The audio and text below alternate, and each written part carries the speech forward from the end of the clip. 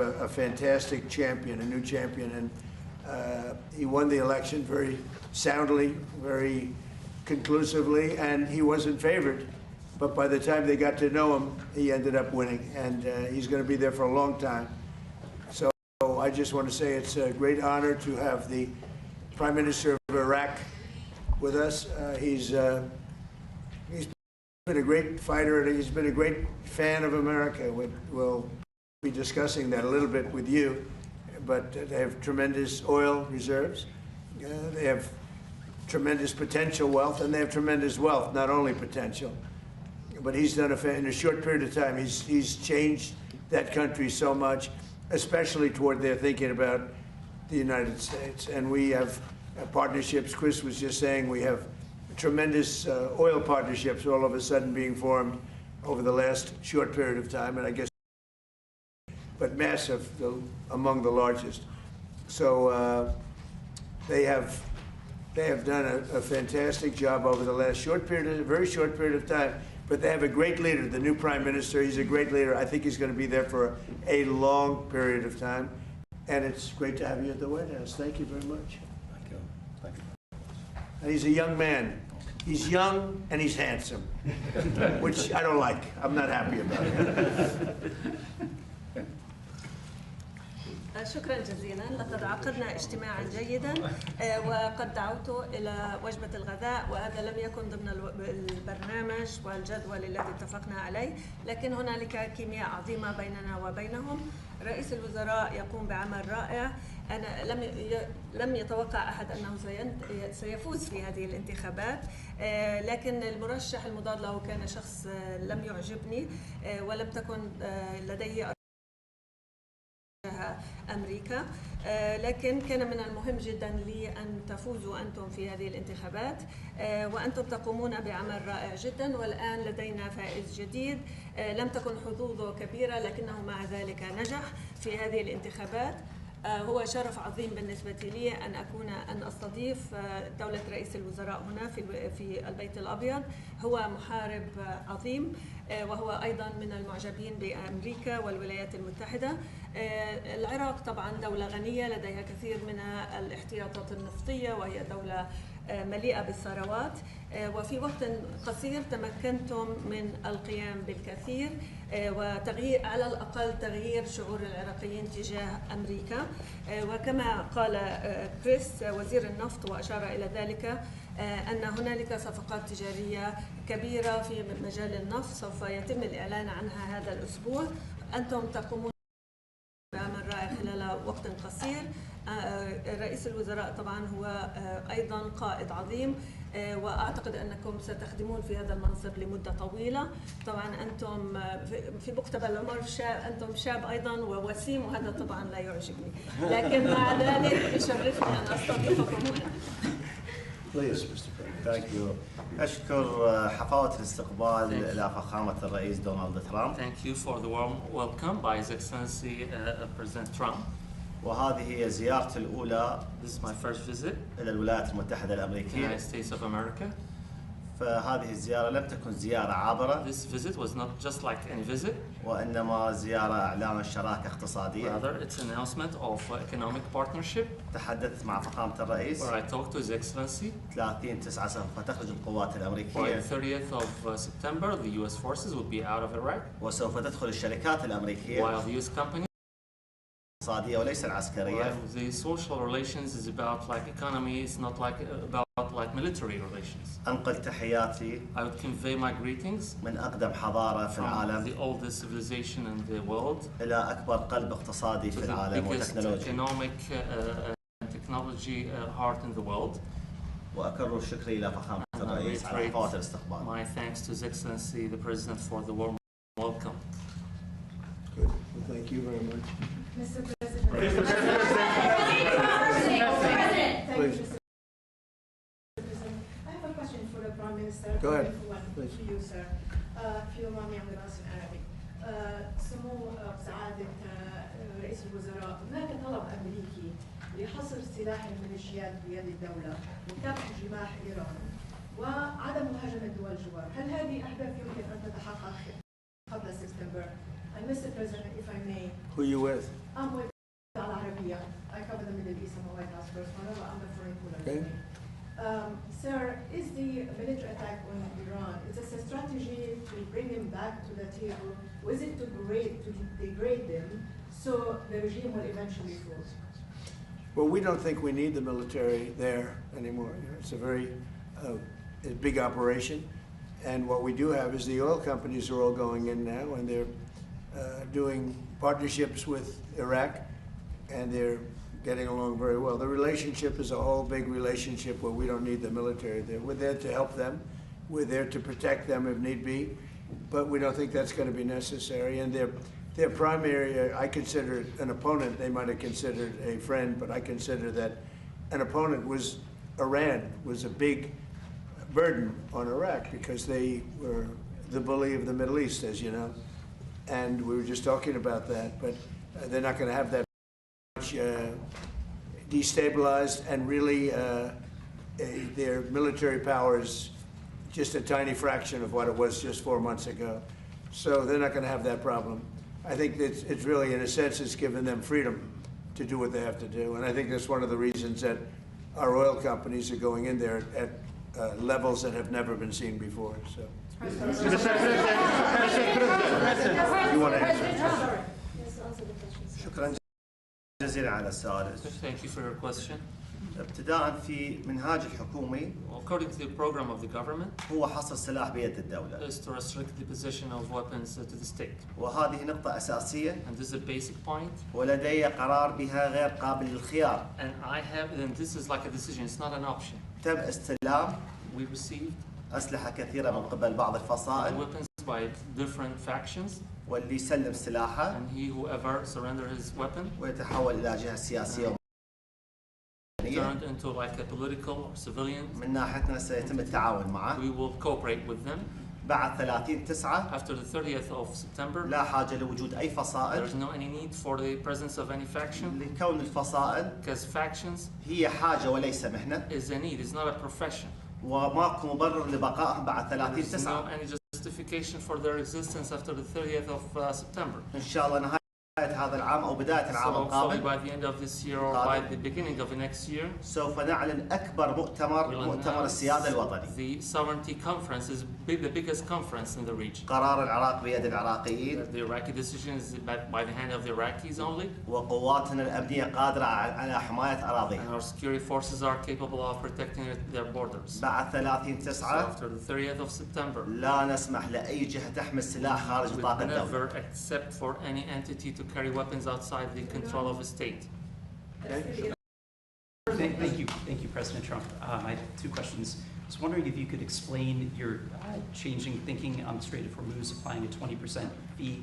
How did you get to the decision you just announced? So when I put that out yesterday, because we've been doing that for many, many years, it was never fair to me that we would be guarding the strait when we basically don't take anything, we don't need the oil at all. And it wasn't important for us, but it was important for allies. It was important for people that we get along with very well, including the major Gulf state countries. So I put it out yesterday. I thought it was good. I was called by different people, different countries, kings and emirs, and all of the people that we all know and we all love. And they've been, frankly, they've been very strong partners. And they said, we'd love to do it a different way. We'd love to invest in the United States with billions and billions of dollars and continue our record-setting. There's never been a time like this with the United States, with the factories, with the plants, with everything else. And we would like to invest tremendously in the United States as opposed to charging a fee. And I like that, actually, because I don't think anybody should be able to charge a fee for the strait or for any other strait relationship in terms of other sections of the world. I don't think anybody should be really in that position. But we were doing it as a reimbursement. The Gulf states are going to invest a tremendous amount of money into the United States, and that was very satisfactory to me. I think it's actually much better. If I could also ask, are you aware of why the FBI is looking into Senator Graham's death? Have you gotten any updates on why they were at his home? Well, I don't know why, because I think, he had a problem. His father had a very similar problem, as you know. It's very unique. At first I heard it was clogged arteries, because he did have clogged arteries. Problem with that, he was, I wish he took better care of himself. I say, you can solve that problem, but what happened is actually something that's very hard to detect. It was not related to any blockage. It was a totally different thing. And supposedly, and I've watched all the medical reports, I've had the doctors from the White House come in and explain what happened. And this is something that is almost undetectable. And if it happens, there's not much you can do about it. It sounds unfortunate, but there's not much you can do about it. If you look at his father died of the same thing at about the same age. So there was not much. They say it's almost undetectable. You can detect it by, if you have a very bad back, that's a sign, it's a bad sign. So if anybody has a bad back, it's a pretty rough thing to think about.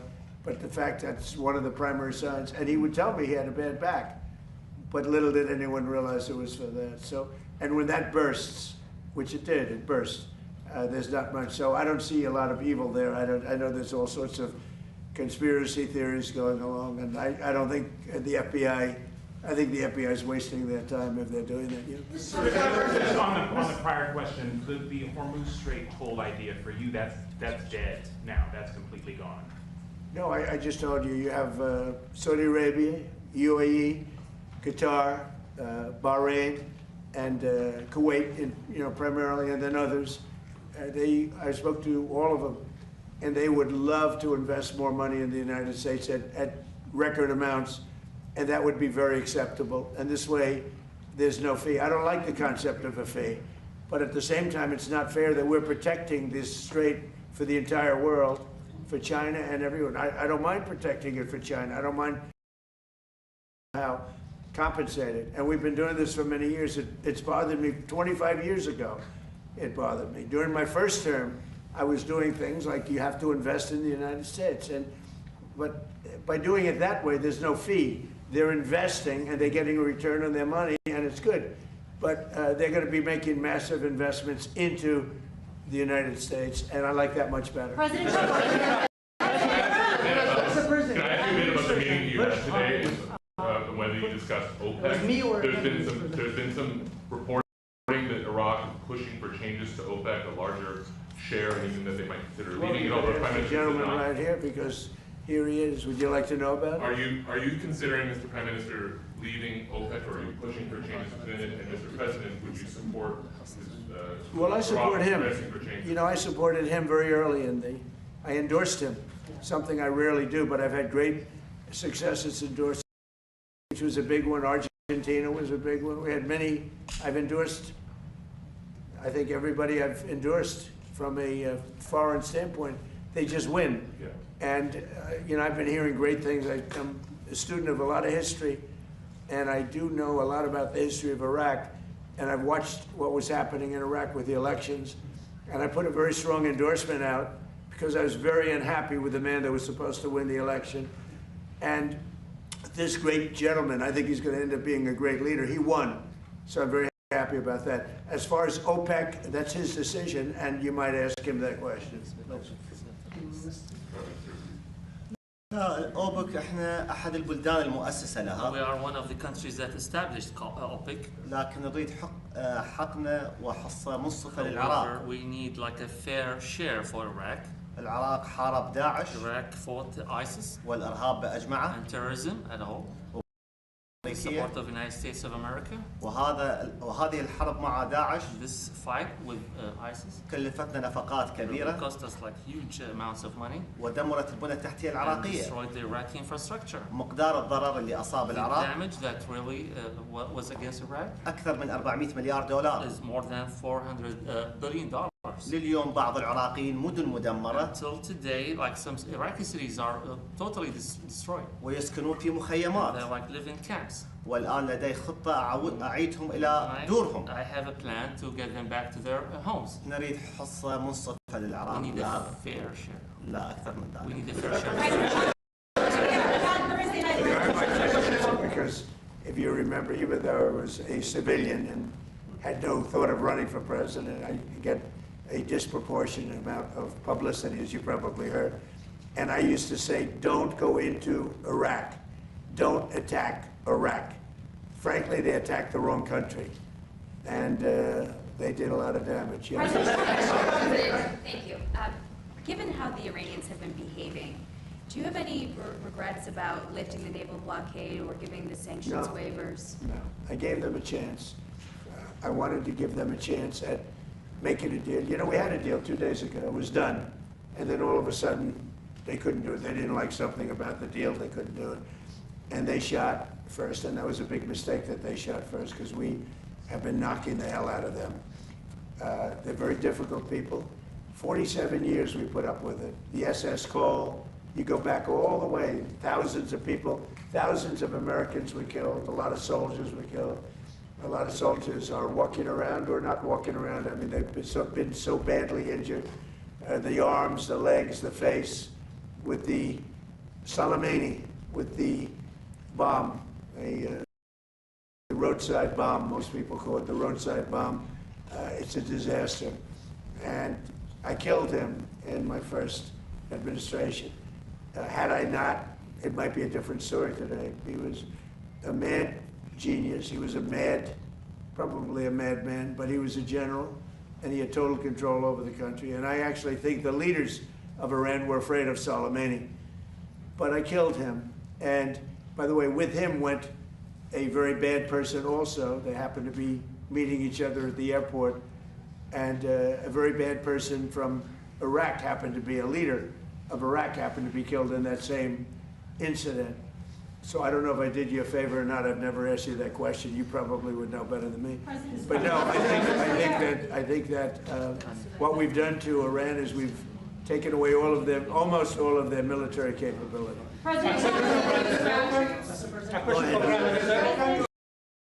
Hear that? A question. Go ahead. هو بيسأل عن قاسم سليماني وأنه كيف تم قتله على يده في الولاية الأولى له في عندما كان رئيسا للولايات المتحدة. فالفكرة هو طبعا كان شخص ذكي جدا وعبقري، لكنه كان شرير في نهاية المطاف. وفي حادث استهداف وقتل عراقي كان في صحبته، كانوا يلتقوا في مطار في العراق في بغداد. فهو بيسأل هل هو كان عملكم خدمة أم لا؟ ما هي النظرة بالنسبة لمقتل سليماني؟ أنا في ذاك الوقت لا أمارس السياسة. At that time, I was not in politics. وليد كل جيتي نتحدث عن المستقبل ايش راح نسوي. In my visit, I'd like to talk about the future. شبعانين من ماضينا Because القديم. now, we are fed up with the past. A question for Thank you, Mr. President. Mr. Kurdish here. Mr. President, thank you for your time. Last year in May, the Prime Minister of Kurdistan region, Masroor Barzani, signed about $110 billion in energy deals with U.S. companies here in Washington, D.C. Right. Mr. President, if Baghdad and Erbil work together better, that investment could grow. What is your message and advice to the leaders in Baghdad and Erbil to work together? Why I'm asking this question? Because you are our miracle makers, Mr. President. I love this question. It's my favorite question so far, by far. Thank you very much for the question. Look, Baghdad, I think, and I and this country, we're going to make some tremendous music together. We haven't been dealing very much over the last 4 or 5 years with the previous administration. Tremendous potential because of their oil and because of other things, but because of their oil. And we're going to be doing a lot of deals. We're going to create a lot of jobs for both countries, and we're going to be taking out a lot of oil. A lot of oil is coming out, and the American companies are doing it. Mostly American companies now. They don't want to do business with others. They want to do business with America, and that's good. And that's one of the reasons that I felt so strongly that this was going to be a great prime minister, and I fought for that. How would you describe your relationship with Kurdistan regional government at this time? Because Prime Minister yesterday had a statement and fully support you. كيف ترون علاقتكم مع كردستان اليوم؟ لأنه أنا أنظر للعراق جسد، I look at Iraq as a body. وكل رقعة جغرافية في العراق هي عضو من جسدي. Part. فما راح أميز عضو عن So آخر. I would never distinguish between any organ, ولا يمكن أن أقطع جزء من جسدي بيدي. and I cannot cut off any part of any organ from my own body. كردستان جزء مهم من العراق. Kurdistan is such an important part of Iraq, لا يختلفون عن البصرة وعن المحافظات no الأخرى. different than Basra and other provinces. But because such nice things were said about him, that means he likes the man that said those nice things. President Trump, Thank you so much, Mr. President. Thank you so much. Thank you so much, Mr. President. I have a question for you, and I have a question for Prime Minister.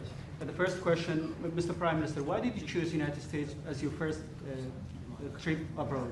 And what steps, concrete steps, do you take when you go back to Iraq to make sure that the agreements you are reaching in Washington, D.C. implemented?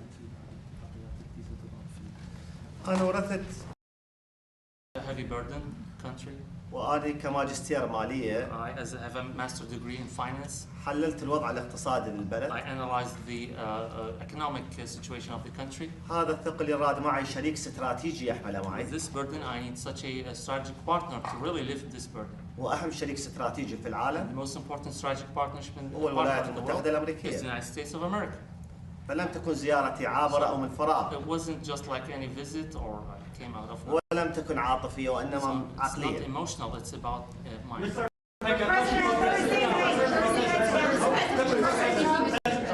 Inflation slowed to 3.5%. Yeah, thank you. Will this trend hold now that strikes on Iran? I think so. I think it's going to, inflation's down. We inherited the worst inflation in the history of our country. They say 48 years. It was the worst in the history of our country from Biden, Sleepy Joe. He might have been sleepy, but boy, he could create inflation like nobody. And I inherited that for it, and it's not my fault. We are putting it to sleep. And we've done a great job, Scott and Howard and Marco and even Pete, because he's watching his dollars, right? But they've done a fantastic job. We've all done a fantastic job. So we had the worst inflation in history and the history of our country. I mean, we had months where it was 9 and 10%. And now we have a report just came out. It was just released. Thank you for bringing it up. But the report was incredible. Inflation is way down. That means prices are coming way down, and we're doing a great job. Remember that for the midterms. I say to that camera, remember that because nobody else could do it. Prices are way down. Prices are coming way down, and we're going to bring them much lower yet. President Trump, people around the world and around the nation are anticipating your big announcement on Thursday night regarding election machines and integrity.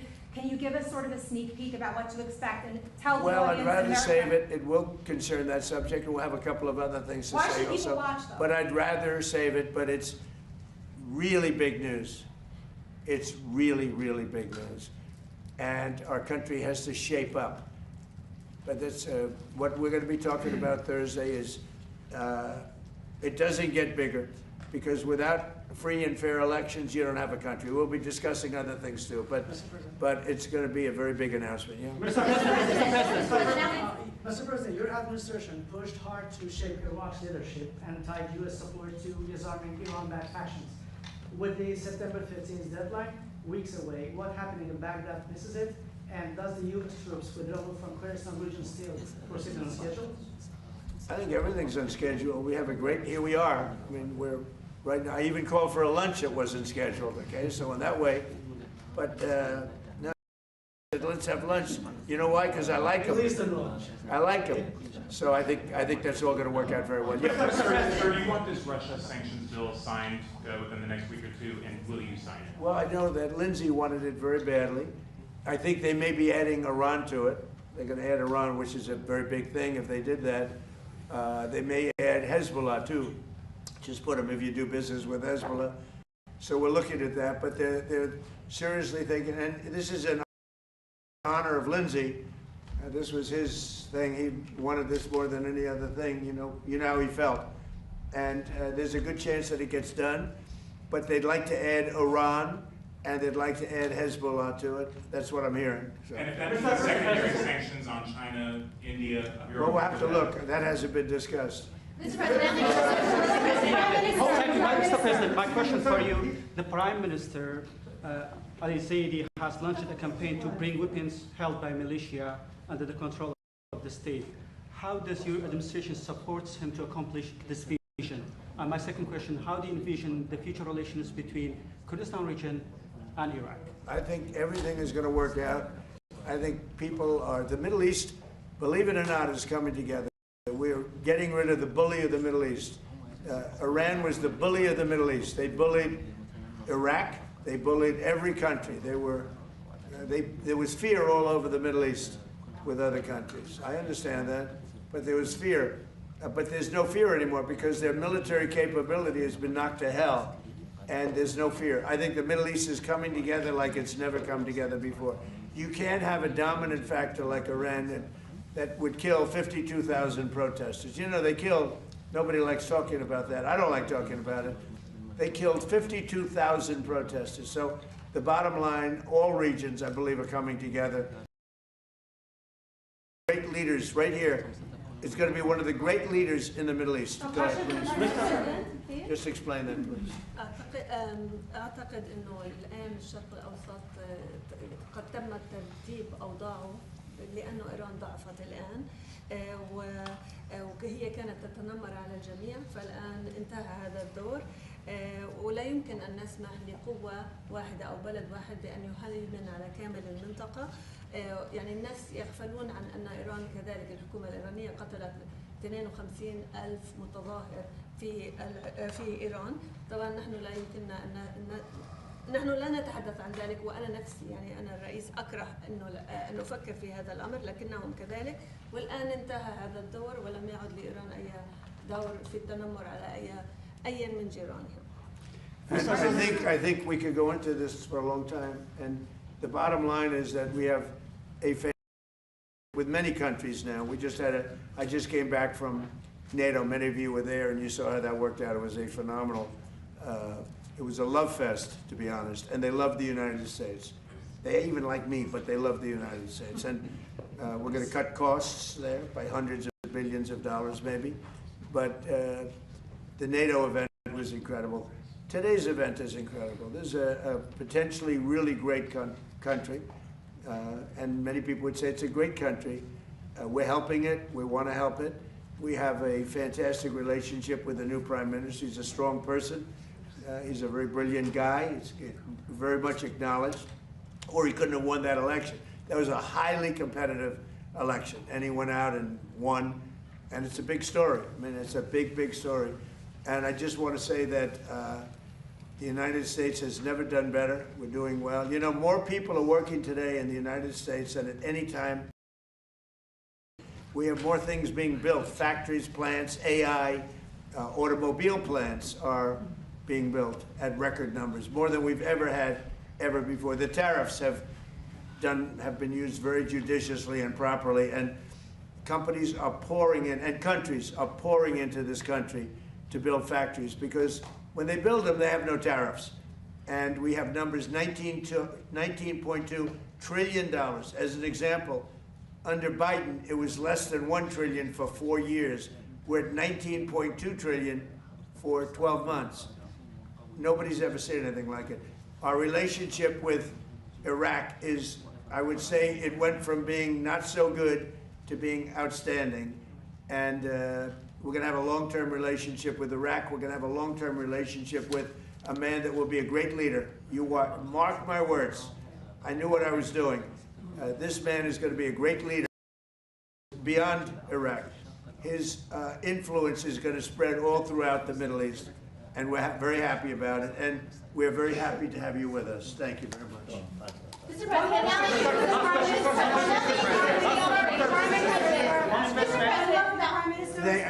I don't think there's anything much else you can ask us. This is a very important meeting. It's something I've never done before. No lunch was scheduled. I said, let's have lunch. I've never done that before. Sometimes we'll have a lunch scheduled, but I've never done this. Right, Susie? This is a first. So I have no idea what we're going to be eating, but it'll be fine. But we're doing it because we like the people that we're with. Thank you very much.